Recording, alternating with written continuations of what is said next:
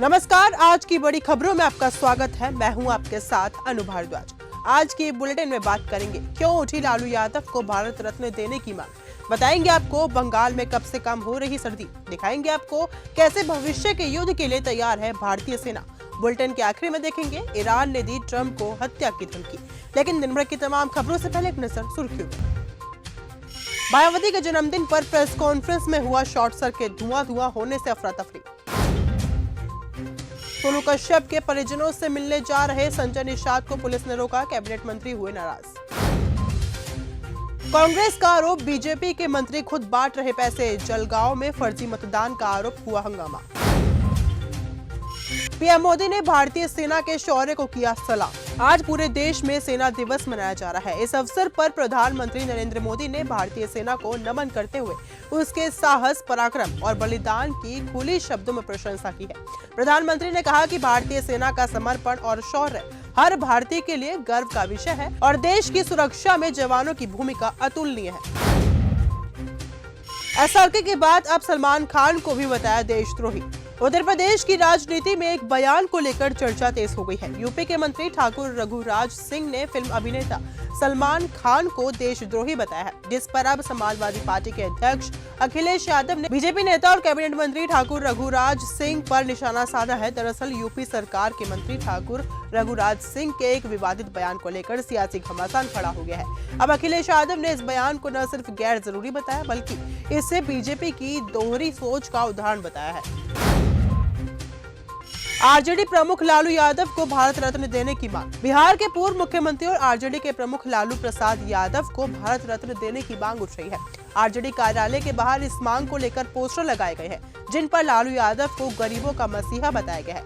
इन posters पर लालू यादव और बाबा साहेब भीमराव अम्बेडकर की तस्वीर लगी है। सागर में किन्नर की मौत पर बवाल। मध्य प्रदेश के सागर में एक किन्नर की मौत के बाद जबरन धर्म परिवर्तन और गौमांस सेवन के दबाव का आरोप लगा है। हिंदू संगठनों और किन्नर समाज ने निष्पक्ष जांच और दोषियों पर कड़ी कार्रवाई की मांग की है। वहीं पुलिस पर लापरवाही के भी आरोप लगे हैं। मृतक के साथी इसे हत्या बता रहे हैं। बंगाल में कम हो रही सर्दी। कुछ दिनों पहले पश्चिम बंगाल में ठंड अपने चरम पर थी। कड़ाके की ठंड में राज्य के कई लोग घर में बंद हो गए थे, लेकिन पिछले कुछ दिनों में वो कड़ाके की ठंड महसूस नहीं हो रही। इस स्थिति में कई लोगों के मन में सवाल है, तो क्या इस बार भीषण सर्दी विदा हो गई है? इस पर अब आईएमडी ने बड़ी भविष्यवाणी की है। मौसम विभाग ने बताया है कि इस सप्ताह के अंत से बंगाल में ठंड कम होने लगेगी। मायावती का बड़ा ऐलान। उत्तर प्रदेश की पूर्व मुख्यमंत्री और बहुजन समाज पार्टी की मायावती ने अपने 70वें जन्मदिन पर ब्राह्मणों को लुभाने की कोशिश की है। बसपा सुप्रीमो मायावती ने कहा कि हमारी पार्टी द्वारा जो जन कल्याणकारी योजनाएं शुरू की गई हैं, उनसे लाभ पहुंचा है। जनता के दिल में जगह बनाए रखने के लिए पूरे देश में मेरा जन्मदिन जन कल्याणकारी दिवस के रूप में मनाया गया है। केजीएमयू केस का दिल्ली ब्लास्ट कनेक्शन। लखनऊ में जबरन धर्मांतरण मामले के आरोपी डॉक्टर रमीज को लेकर जैसे जैसे जांच आगे बढ़ रही है, उसमें कई चौंकाने वाले खुलासे हो रहे हैं।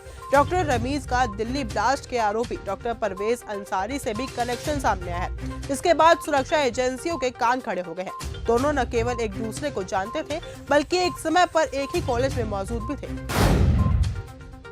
भविष्य के युद्ध के लिए तैयार है भारतीय सेना। Army chief general Upendra Dwivedi ने जयपुर में एक कार्यक्रम के दौरान मीडिया से बात की। उन्होंने इस दौरान देश और दुश्मन दोनों को मैसेज दिया है। उन्होंने कहा कि फौज में सबसे ज्यादा बहादुर राजस्थान से हैं। यहाँ के सैनिकों ने इतिहास रचा है। उन्होंने आगे कहा कि भविष्य की लड़ाई में परिवर्तन देखने को मिलेगा। हम हर तरह के बदलाव के लिए तैयार हैं। ममता पर फाइल चोरी का आरोप। सुप्रीम कोर्ट में आईपैक रेड और ममता बनर्जी के कथित हस्तक्षेप मामले पर सुनवाई हो रही है। ईडी ने आरोप लगाया है कि मुख्यमंत्री ने जांच में बाधा डाली और फाइलें चुराई हैं। वहीं जनरल तुषार मेहता और कपिल सिब्बल की बीच तीखी बहस हुई। ईडी ने बंगाल सरकार के दखल को चौंकाने वाला पैटर्न बताया है और मुख्यमंत्री के आचरण पर गंभीर सवाल उठाते हुए सीबीआई जांच की मांग की है। कुलदीप सेंगर के खिलाफ और सबूत पेश करेंगी पीड़िता। उन्नाव पीड़िता की अर्जी जस्टिस प्रतिभा एम सिंह और जस्टिस मधु जैन की डिवीजन बेंच के सामने सुनवाई के लिए आई है। पीड़िता की ओर से पेश हुई वकील महमूद प्राचा ने कहा कि पीड़िता आगे सबूत रिकॉर्ड करने और स्कूल रिकॉर्ड के मुताबिक उसकी जन्म तिथि समेत डॉक्यूमेंट्स पेश करने की मांग करती है। अपना वोट डालने सबसे पहले पहुंचे अक्षय कुमार। महाराष्ट्र में बीएमसी समेत 29 महानगर पालिकाओं के लिए आज 15 जनवरी की सुबह 7:30 बजे से वोटिंग हो रही है। वहीं बॉलीवुड सेलेब्स भी अपने मताधिकार का इस्तेमाल करने के लिए वोटिंग सेंटर पहुंच रहे हैं। अक्षय कुमार ने मतदान केंद्र पहुंचकर सबसे पहले वोट डाला है। नुपुर की शादी से इमोशनल हुई कृति सनन। एक्ट्रेस कृति सनन की बहन नुपुर की हाल ही में शादी हुई है और इस खास मौके पर कृति खुद को इमोशनल होने से रोक नहीं पाई।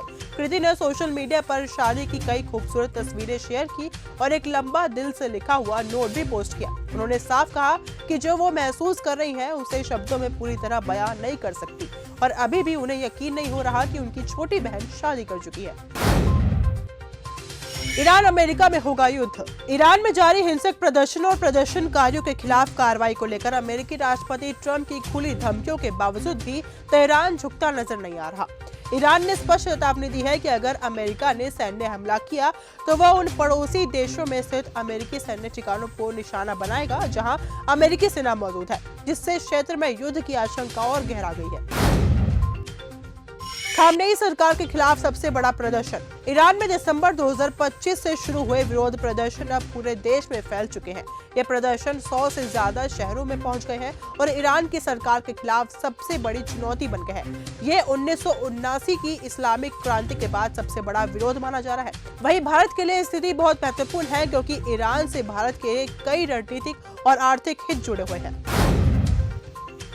ईरान ने दी ट्रंप की हत्या की धमकी। डोनाल्ड ट्रंप पर गोली चलाने का एक वीडियो शेयर करते हुए ईरान की सरकारी टीवी ने लिखा है कि इस बार गोली चूकने नहीं वाली, यानी कि अब ट्रंप बच नहीं पाएंगे। ये धमकी ऐसे वक्त में सामने आई है जब ईरान और अमेरिका में तनाव बरकरार है। ट्रंप ने ईरान पर हमला करने की धमकी दी है। तो फिलहाल आज के इस बुलेटिन में सिर्फ इतना ही। देश और दुनिया की तमाम खबरों के साथ ऐसे ही जुड़े रहने के लिए देखते रहिए न्यूज़ गंगा। नमस्कार।